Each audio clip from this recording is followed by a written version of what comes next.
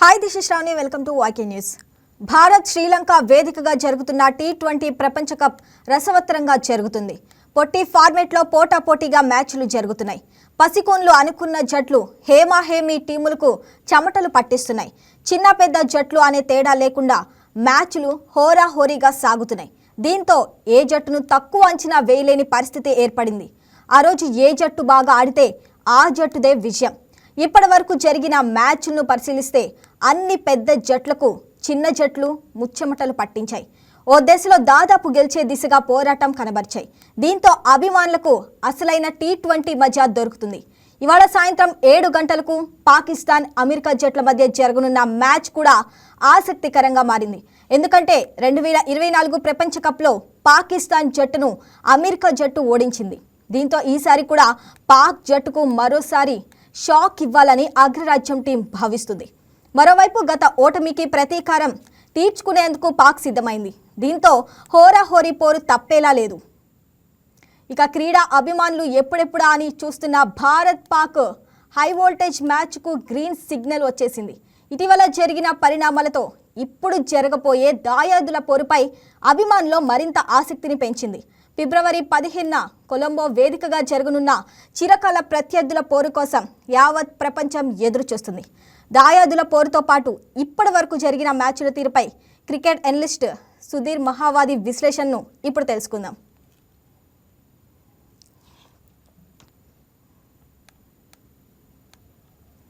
Hi sir, నమస్తే sir. నమస్తే శ్రావణి, చెప్పండి, ఎలా ఉన్నారు? సార్ ఫైన్ సార్, మీరు ఎలా ఉన్నారు? డూయింగ్ గుడ్ అండి, గోయింగ్ గ్రేట్ గన్స్. సార్ నిన్న మ్యాచ్ గురించి మనం మాట్లాడుకున్నాం సార్. ఫస్ట్ అసలు సౌత్ ఆఫ్రికా కెనడా మ్యాచ్ మీకు ఎలా అనిపించింది? I think it was good match. Canada really played well. Chasing లో కొంచెం కష్టపడ్డా కానీ I think they gave a good reply to south Africa. ఎందుకంటే సౌత్ ఆఫ్రికా మనందరికీ తెలుసు చాలా మంచి టీమ్ అండ్ లాస్ట్ టైం ఫైనల్లో వచ్చినటువంటి టీం. అండ్ ఎప్పుడు కూడా సౌత్ ఆఫ్రికా తోటి ఏ టీంకైనా కానీ ఒక పోటీ అనేది స్ట్రాంగ్ గానే ఉంటుంది. But Canadiens I think I thought they really played well actually. కొంచెం బౌలింగ్ లో లాస్ట్ లో కపుల్ ఆఫ్ ఓవర్స్ లో శ్రావణి రన్స్ ఎక్కువగా ఇచ్చారు. అదర్వైజ్ ఐ థింక్ వాళ్ళకు ఫైట్ చేసే అవకాశం అయితే కనబడింది. అండ్ మీరు ఇంతకుముందు హెడ్లైన్స్ లో చెప్పినట్టుగా వీటన్నిటిని కూడా ఇప్పుడు పసికూనలు అనే ఛాన్స్ కనబట్టలేదు. Because all these teams are really playing well. ఎందుకంటే ప్రతి టీమ్ లో కూడా మీరు చూసుకున్నట్లయితే మీరు కెనడాని చూసా కానీ, అమెరికాని చూసా, ఆర్ యూఏఈని చూసా, ఆర్ ఫర్ ఎగ్జాంపుల్ ఇటలీని చూసా కానీ బ్లెండ్ ఆఫ్ ప్లేయర్స్ ఉన్నారు. అంటే మిక్చర్ ఉంది వాళ్ళకి. అంటే కొంతమంది సౌత్ ఆఫ్రికా నుంచి, కొంతమంది వెస్ట్ ఇండీస్ నుంచి అక్కడ సెటిల్ అయి ఉన్నారు. ఇప్పుడు ఇటలీలో నిన్న మనీటి బ్రదర్స్, మొజాక్ బ్రదర్స్, వాళ్ళు మనీటి brothers they are from Australia. వాళ్ళ grand father grand mother connection తోటి ఇటలీలో సెటిల్ అయిపోయినారు. అండ్ ఇటలీకి ఆడే అవకాశం వచ్చింది వాళ్ళకి, ఇప్పుడు సిటిజన్షిప్ ఉంది కనుక. అండ్ బిగ్ బ్యాష్ ఎక్స్పీరియన్స్ కూడా ఉంది వాళ్ళకు. So brothers really they played well actually. So అలా అమెరికాలో కూడా మనందరికీ తెలుసు ఇండియన్స్ ఎక్కువగా ఉన్నారు. అండ్ అందుకనే అగెన్స్ట్ ఇండియా మ్యాచ్ చక్కగా కొనసాగింది. పాకిస్తాన్ అగెన్స్ట్ ఈ రోజు చూడాలి ఎలా ఉంటుందో. మనం we can discuss about it late Shravani. But overall గా యాక్చువల్లీ మీరు చెప్పినట్టుగా సౌత్ ఆఫ్రికాకు మంచి విక్టరీ చివరికి అయితే. The kind of batting they did. ముఖ్యంగా సార్ కెనడాది చిన్న టీం అయినా కూడా స్కోర్ కూడా బాగానే చేసింది sir. Absolutely their reply was good అండి, డౌటే లేదు. ముఖ్యంగా కవత్ was very good actually. Thakar చాలా చక్కగా ఆడాడు. అండ్ కొంచెం బాజ్వా లాంటి ప్లేయర్స్ యువరాజ్ బాజ్వా స్టార్టింగ్ లో మంచి ఓపెనింగ్ పార్ట్నర్షిప్ నమోదు చేస్తున్నట్టయితే మీరు అన్నట్టుగా ఐ థింక్ ఆ రేస్ లో వాళ్ళకు ఛాన్స్ ఉండింది. But South African bowling Ngidi first ball కే వికెట్ తీశాడు Shravani. And strong attack and 4 paces నాడించారు. And the best attack real గా చెప్పాలంటే పేస్ డిపార్ట్మెంట్ లో సౌత్ ఆఫ్రికాకు చాలా మంచి స్ట్రెంగ్త్ ఉంది. అండ్ రబడా ఆఫ్ కోర్స్ కొంచెం స్ట్రగుల్ అయినాడు because is playing after a long time. కొంచెం ఇంజరీ తర్వాత మళ్ళీ తిరిగి వచ్చాడు. Still he got a wicket. Ngidi 4 wickets. And అట్లాగే బోస్ చాలా చక్కగా బౌలింగ్ చేశాడు. Jansen was good actually. And Maharaj okay అనిపించుకున్నాడు అతను కూడా. సో ఓవరాల్ గా వాళ్ళ బౌలింగ్ పర్ఫార్మెన్స్ చక్కగా ఉండింది. అండ్ ముఖ్యంగా ఎంగిడి ఎక్కడ ఛాన్స్ ఇవ్వలేదు. అండ్ ఈ వాజ్ వెరీ గుడ్ అండి with the ball. 4 wickets, man of the match award అతనికి లభించింది. వాళ్ళ బ్యాటర్స్ లో కూడా మీరు చూడండి టాప్ ఆర్డర్ అంతా కూడా రాణించడం అనేది it's good thing for them. ఎందుకంటే మాక్రమ్ స్వయంగా కెప్టెన్ మంచి ఫామ్ లో ఉన్నాడు. And is leading by example. ఒక 50 సాధించాడు. ఆ తర్వాత క్వింటన్ డికాక్ విషయం కూడా శ్రావణి మనం చెప్పుకున్నాం. అతను కూడా మెల్లమెల్లగా మంచి ఫామ్ లోకి వస్తున్నాడు. ఈ సిరీస్ కంటే ముందు కపుల్ ఆఫ్ గుడ్ ఇన్నింగ్స్ ఆడాడు. Confidence is very high. And lower order లో మీకు ఎప్పుడైతే మీకు స్టప్స్ ఉన్నాడో, బ్రేవీ స్టప్స్ లాంటి ప్లేయర్స్ ఉన్నారు, మిల్లర్ ఉన్నాడు. ఐ థింక్ సౌత్ ఆఫ్రికాకు బ్యాటింగ్ స్ట్రెంత్ ఉంది, ఆల్రౌండర్స్ ఉన్నారు. సో 200+ ఏదైనా కానీ చేజ్ చేయడం ఏ టీమ్ కైనా కష్టం అవుతుంది. రియల్ గా చెప్పాలంటే మంచి మంచి టీమ్స్ కూడా, స్ట్రాంగ్ టీమ్స్ కూడా కష్టం అవుతుంది అసలు యాక్చువల్గా. అండ్ మీరు అన్నట్టుగా కెనడా షికావత్ చాలా చక్కగా ఆడడంతో I think they gave a good reply. But target was too big for them actually 200+ అనేది. బట్ ఓవరాల్ గా వాళ్ళ పర్ఫార్మెన్స్ అబ్సల్యూట్లీ మీరు అన్నట్టుగా అప్రిషియేట్ చేసేలాగానే ఆడారండి, డౌట్ లేదు శ్రావణి. సార్ మళ్ళీ మనం చూస్తే నెదర్లాండ్ నమీబియా మ్యాచ్ కూడా సూపర్ అనే చెప్పాలి సార్. నెదర్లాండ్ అయితే విన్ అయింది, దాన్ని ఎలా చూస్తారు sir? I think it was a good win. Overall గా అది కూడా మంచి విక్టరీ సాధించింది. ఎందుకంటే 160 అరౌండ్ స్కోర్ నమీబియా చేయడం అనేది కూడా not a bad effort from them actually. And Delhi of course చిన్న గ్రౌండ్ అది.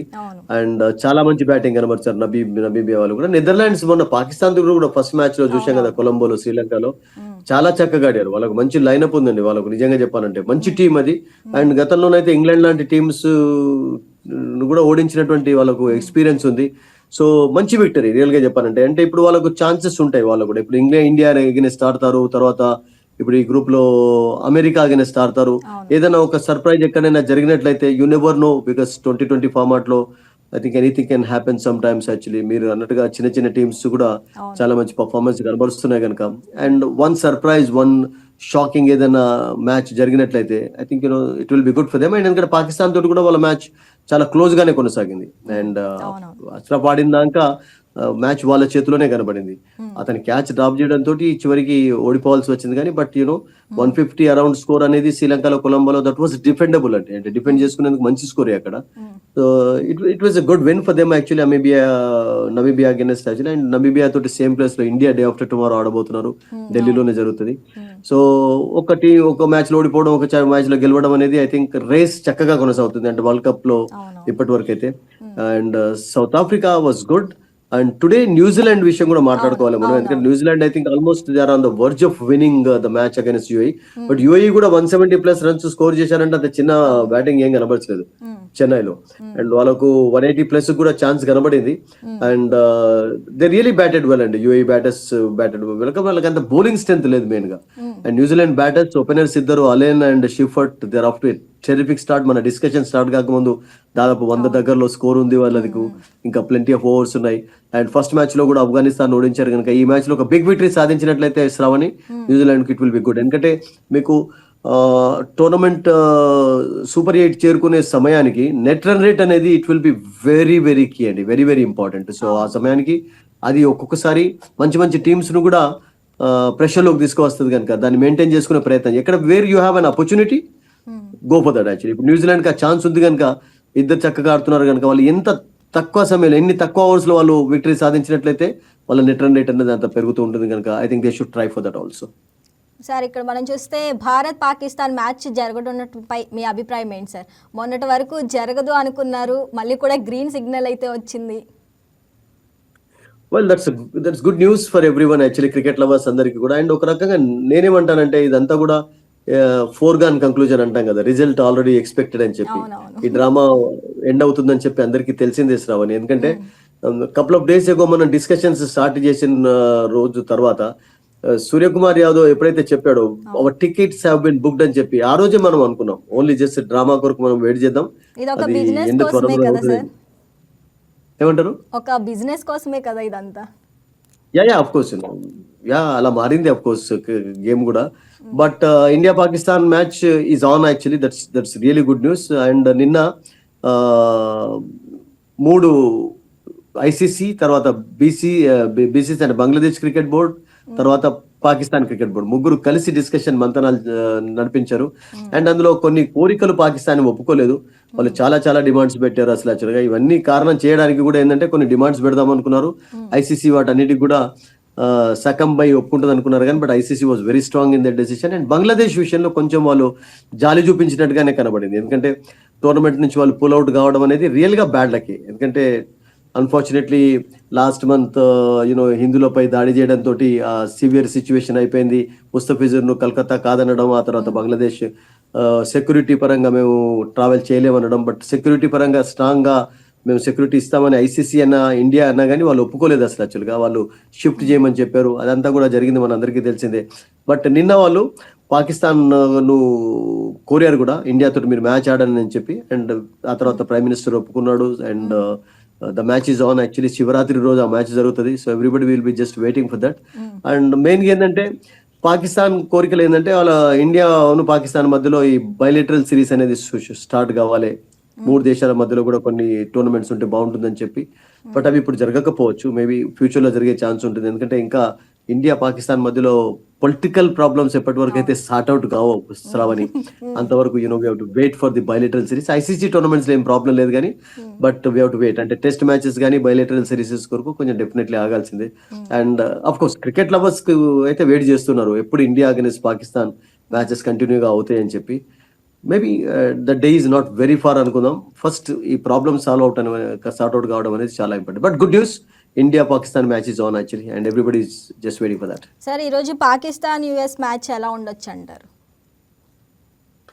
వెరీ ఇంట్రెస్టింగ్ అండి. యుఎస్ ఫస్ట్ మ్యాచ్ లో మనం చూసాం కదా, ఇండియాను అవును, ఐ థింక్ 47 for 4 చేశారు, 75 చేశారు, తర్వాత 77 for 6 చేశారు, 118 for 7 చేయగలిగారు. అండ్ 77 for 6 అప్పుడు శ్రావణి నిజంగా చాలా టఫ్ ఫైట్ అమెరికా అయితేనే ఇచ్చారు సార్ మొన్న కూడా. అబ్సల్యూట్లీ 100-110 రూపు ఇండియాని ఆల్అౌట్ చేసే ఛాన్స్ కూడా వాళ్ళకి కనబడింది. ఒకవేళ అలా జరిగినట్టయితే it could been anybody's match అండి, అలా అనిపించింది మనకు. But Suryakumar Yadav played captain's innings, Axar Patel కూడా మంచి సపోర్ట్ అందించాడు. ఆ తర్వాత బౌలర్స్ బౌల్డ్ వెల్. సిరాజ్ తనకు వచ్చినటువంటి అవకాశం, అసలు యాక్చువల్గా Siraj was not in the team world cup start కాకముందు. హర్షదీప్ రాణాకి ఇంజరీ కావడం అనేది అతనికి ఛాన్స్ వచ్చేలాగా చేసింది. And he grabbed it with both hands. Actually pick 3 wickets. తర్వాత హర్షదీప్ మంచి ఫామ్ లో ఉన్నాడు, అతనికి 2 wickets, ఇద్దరు కలిపి 5 wickets తీశారు. Axar bowled, everybody bowled well actually. Varun Chakravarthy, it was a good match.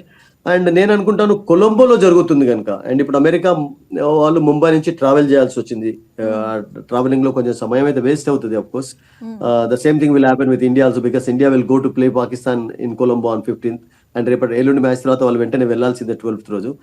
అయితే కొలంబోలో కొంచెం మనం ఇప్పటివరకు చూసిన మ్యాచ్లలో వికెట్ అనేది కొంచెం స్లోగా ఆడుతుంది శ్రావణి. ఎందుకంటే వికెట్ మీకు అంత ఫాస్ట్ గా బాల్ బ్యాట్ పైన రావటం లేదు. స్ట్రోక్ మేకింగ్ అనేది కొంచెం కష్టంగానే ఉంది శ్రీలంకలో. We're not actually seeing big scores. So అలా ఒకవేళ ఫర్ ఎగ్జాంపుల్ ఏదైనా సిచ్యువేషన్ ఉన్నట్లయితే నేను అనుకుంటాను అంత పెద్ద స్కోరింగ్ మ్యాచ్ కాకపోవచ్చు అనిపిస్తుంది నాకు. ఎందుకంటే ఫస్ట్ మ్యాచ్ లో కూడా నెదర్లాండ్స్ అగైన్స్ మనం చూసాం కదా, 147 మాత్రమే అక్కడ స్కోర్ చేశారు. అండ్ ఆ తర్వాత శ్రీలంక ఆడినప్పుడు కూడా ఐ థింక్ ఐర్లాండ్ తోటి అంత పెద్ద స్కోర్ కాలేదు. సో ఈ రోజు కూడా నేను అనుకుంటాను. అండ్ ఈ రోజు మరొకటి ఏంటంటే మేబీ ఐ థింక్ కొంచెం కొన్ని క్లౌడ్స్ కూడా ఉన్నాయని చెప్పి అక్కడ. అండ్ అవేమన్నా కొంచెం ఆటంకం కలిగజేస్తాయో చూడాలి. బట్ అదర్వైజ్ మ్యాచ్ ఫుల్ జరిగినట్లయితే ఐ థింక్ ఇంట్రెస్టింగ్ గానే ఉంటుంది. ఎందుకంటే American team is very strong in a way. అంటే వాళ్ళకు ఒక వెస్ట్ ఇండియన్ ఉండడం, ఒక పాకిస్తానీ క్రికెటర్ ఉండడం, లాట్ ఆఫ్ ఇండియన్స్ ఉండడం, ఒక సౌత్ ఆఫ్రికన్ ఉండడం, I think they are mix of all players అక్కడ ఉన్నారు. చాలా మంచి ప్లేయర్స్ ఉన్నారు. మనం చర్చించాం కదా, మిలింద్ కుమార్ ఇండియాలో ఆడినటువంటి ప్లేయర్ అసలు యాక్చువల్ గా. హర్మీత్ ఇండియా అండర్-19 ఆడినటువంటి player, is from Mumbai. And అట్లాగే మీకు జస్దీప్ ఉన్నాడు, తర్వాత మీకు బ్యాటింగ్ లో గౌజ్ ఉన్నాడు. So they have got very good. And motion అని చెప్పి పాకిస్తానీ క్రికెటర్ అండి. పాకిస్తానీ క్రికెటర్ రియల్ గా చెప్పాలంటే అతడు కూడా పాకిస్తాన్ కి అండర్-19 ఆడినటువంటి క్రికెటర్. ఇప్పుడు యుఎస్ఏ లో సెటిల్ అయిపోయినాడు, యుఎస్ఏ ఆడుతున్నాడు. So very good leg spinner. India తోటి కూడా 4 overs 16 runs 1 wicket, రియలీ బోల్డ్ వెల్ యాక్చువల్లీ. ఏదైనా సంథింగ్ స్పిన్ ఫేవరబుల్ కండిషన్స్ ఉన్నట్టయితే నేను అనుకుంటాను Amit and motion will be very very effective against Pakistan. But Pakistan bowling lineup చాలా స్ట్రాంగ్ గా ఉంది.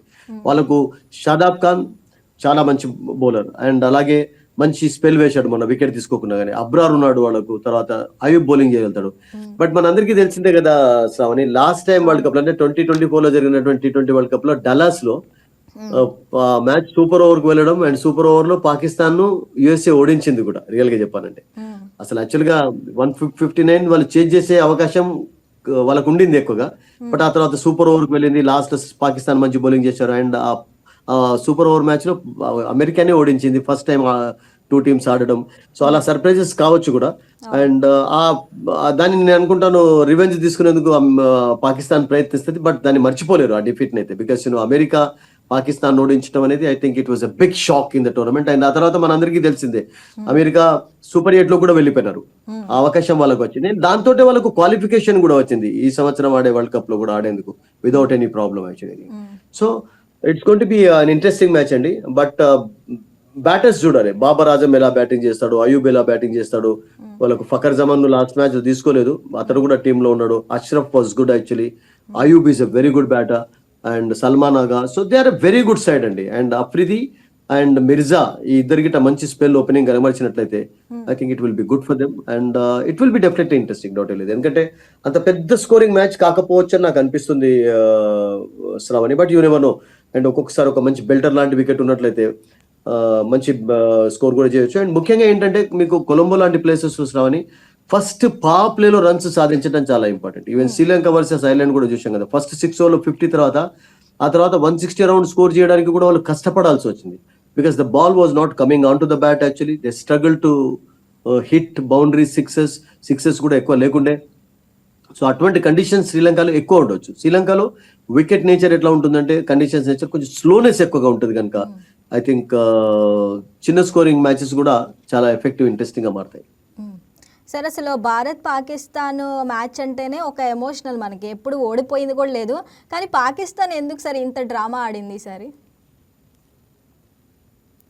వాళ్ళకి కొన్ని డిమాండ్స్ ఉండే అండ్ డ్రామా విషయాన మెయిన్ ఏంటంటే కొన్ని డిమాండ్స్ ఫుల్ఫిల్ కావచ్చు అని చెప్పి వాళ్ళు అనుకున్నారు. బట్ వాళ్ళకి తెలుసు అసలు వాళ్ళకు కూడా మొదటి నుంచి ఇది డ్రామా అన్న విషయం తెలుసు అండ్ డెఫినెట్లీ ఆడతారు అన్నటువంటి విషయం తెలుసు. ఎందుకంటే ఆడకపోయి ఉన్నట్లయితే శ్రావణి మనం చాలా సార్లు అనుకున్నాం కదా, పాకిస్తాన్ ఇన్ బిగ్ వేలో నష్టపోయి ఉండేది. వాళ్ళు ఫినాన్షియల్ పరంగా కావచ్చు, తర్వాత వాళ్ళ కంట్రీలో జరుగుతున్నటువంటి లీగ్ చాలా బిగ్ లెవెల్ ఎఫెక్ట్ అయి ఉండేది. అండ్ కొన్ని డిమాండ్స్ ఏంటంటే భారత్ తోటి కంటిన్యూస్ గా ఉండాలి, వాళ్ళకి కొంచెం ఫండ్స్ ఎక్కువ రావాలి అవి అని చెప్పి వాళ్ళు కోరుకున్నారు. బట్ అవన్నీ ఏమి ఎక్కువగా వర్కౌట్ కాలేదు. ఐసీసీ నిజంగా చెప్పాలంటే వాళ్ళ డిమాండ్స్ కు లొంగలేదు. ఎందుకంటే కారణం ఏంటంటే వాళ్ళు ఏ కారణం లేకుండా అసలు యాక్చువల్ గా సెక్యూరిటీ పరంగా ఎటువంటి ప్రాబ్లం లేకుండా కూడా వాళ్ళు అసలు యాక్చువల్ గా ఇలా రెడ్యుక్యులస్ డెసిషన్ తీసుకోవడం అనేది ఎవరికి ఇష్టం కాలేదు. అండ్ దట్ బంగ్లాదేశ్ కు వాళ్ళు సపోర్ట్ చేశారు, బంగ్లాదేశ్ పుల్ అవుట్ అయినప్పుడు. సో ఇవన్నీ కూడా జరిగాయి కనుక ఐ థింక్ పాకిస్తాన్ విషయంలో నేను అనుకుంటాను ఐసీసీ కూడా కొంచెం హ్యాపీనెస్ కనబరచలేదు. సో అందుకనే వాళ్ళ డిమాండ్స్ ను ఒప్పుకోలేదు. సో వాళ్ళు అనుకున్నారు కొన్ని వాళ్ళు డిమాండ్స్ పెడదాం, ఆ డిమాండ్స్ ను ఒప్పుకున్న తర్వాత మేము ఆడదామని చెప్పి. బట్ డిమాండ్స్ ఒప్పుకోకపోయినా కానీ ఆడతారు అన్న విషయం వాళ్ళకి తెలిసిందే అండ్ ఆడాల్సి. ఎందుకంటే చూడండి, రియల్ గా చెప్పాలంటే 2009లో శ్రీలంకన్ క్రికెటర్స్ పైన పాకిస్తాన్ లో అటాక్ జరిగింది, టెర్రరిస్ట్ అటాక్. అయినా కానీ శ్రీలంక పాకిస్తాన్ లో వెళ్ళి ఆడడం చూసాం. అండ్ అదే పాకిస్తాన్ శ్రీలంక వచ్చినప్పుడు ఎటువంటి ప్రాబ్లమ్స్ లేవు. అంటే రియల్ సెక్యూరిటీ పరంగా శ్రీలంకలో ఎటువంటి ప్రాబ్లమ్స్ లేవు.